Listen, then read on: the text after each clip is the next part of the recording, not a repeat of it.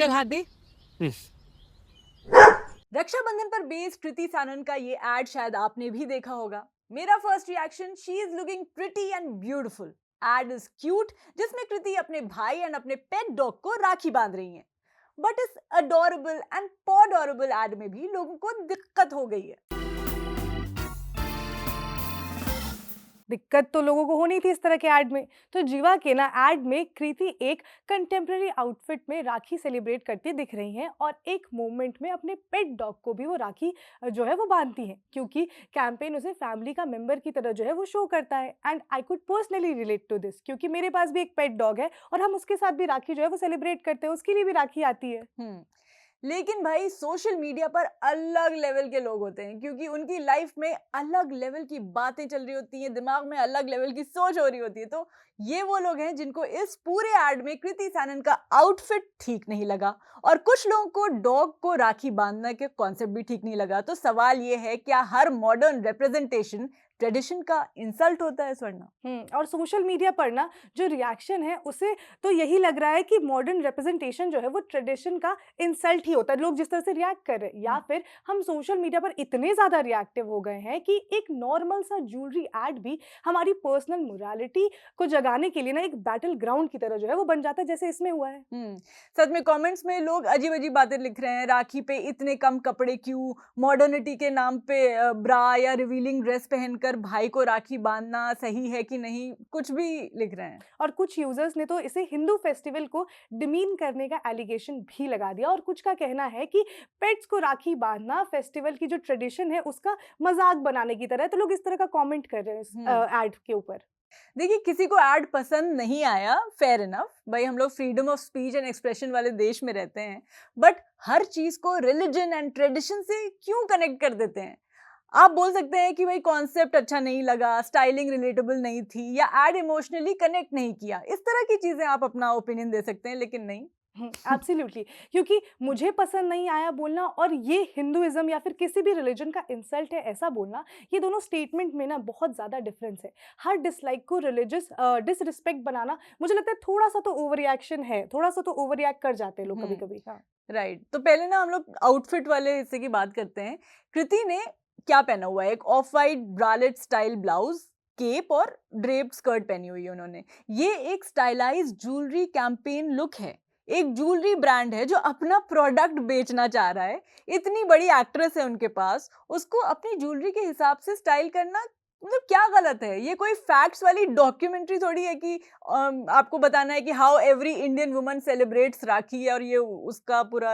Exactly सही बात है हरीम। अब एक्ट्रेस का क्या काम होता है? एक्ट्रेस का काम ही यही है कि उन्हें डिफरेंट लुक जो होते हैं, डिफरेंट लुक्स को वो कैरी करते हैं। ज्वेलरी ऐड है अगर, तो स्टाइलिश और ग्लैमरस तो होगी ही, बिकॉज ब्रांड ज्वेलरी सेल कर रहा है, ना कि जो राखी ड्रेस कोड है उसका गाइड बना रहा है, उसका रूल बुक बना रहा है। और ऑनेस्टली रक्षाबंधन पर कौन क्या पहनेगा, ये हर घर, हर शहर और हर इंडिविजुअल की अपनी चॉइस है। कोई सूट पहनता है, कोई साड़ी पहनता है, कोई जीन्स टॉप पहनता है, कोई ड्रेस पहनता है।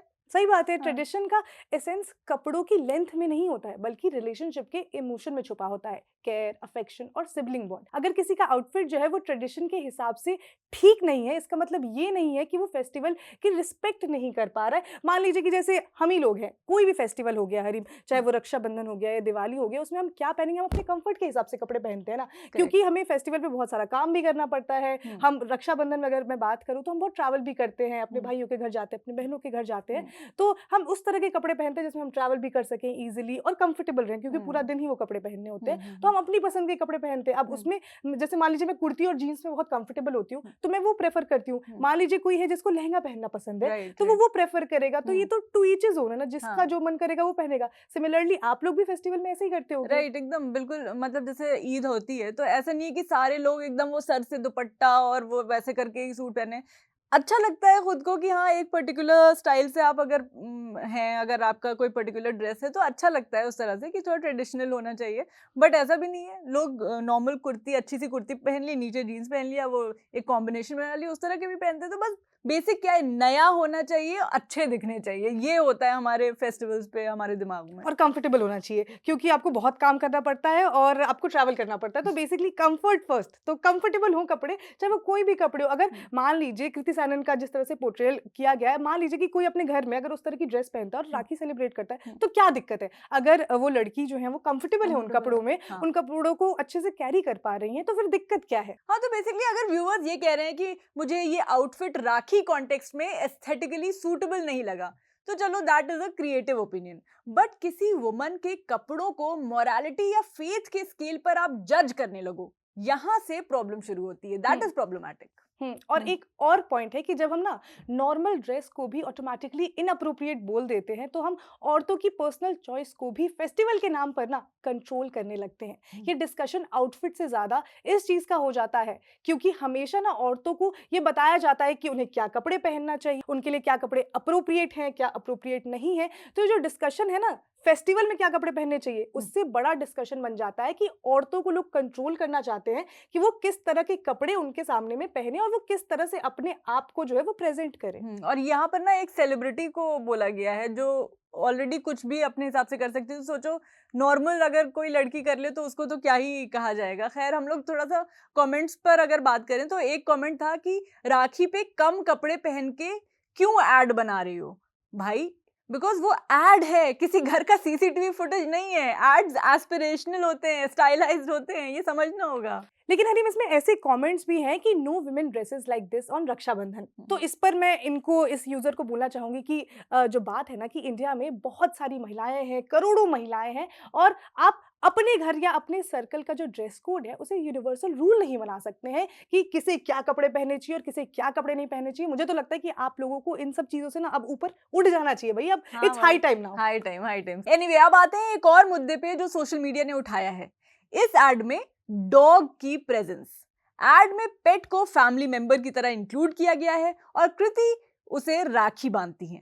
कैंपेन का आइडिया ही यही है कि फॉरएवर सिबलिंग, इस तरह के इमोशन पर बेस्ड है ये एड।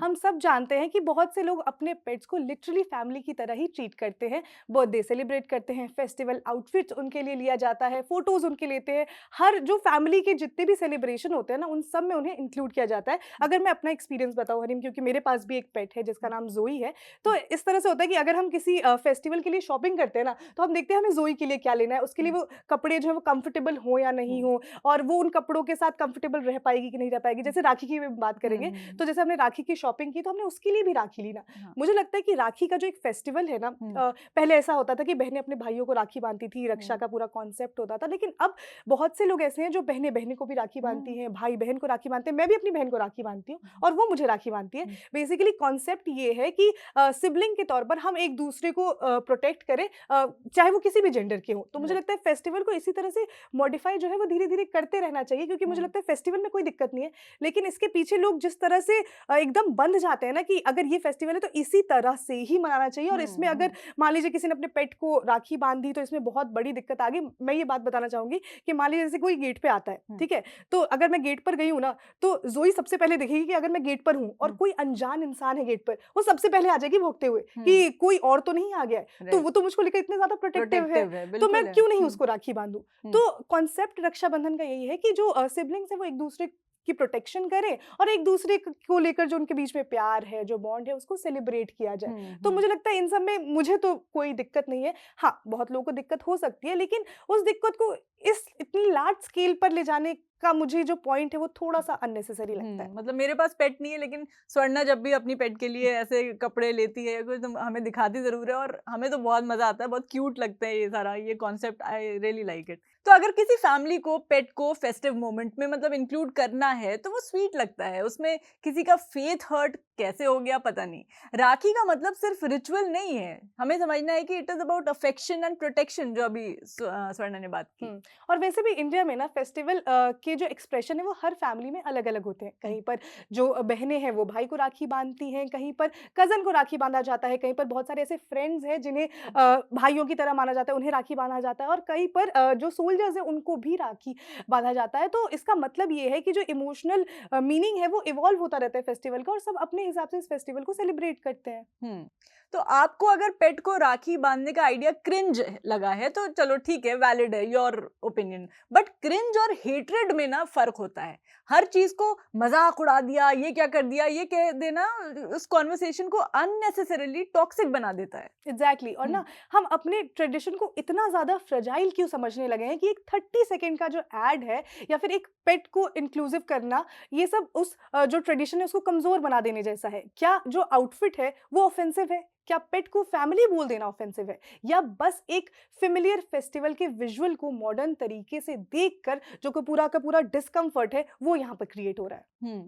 और रिलीजियस रिस्पेक्ट का मतलब ये नहीं होता है कि हर फेस्टिवल को आप एक विजुअल टेम्पलेट में एकदम रख दें कि हाँ ये ऐसे ही सेलिब्रेट होगा, same cloth, same setting, same kind of family, same expression.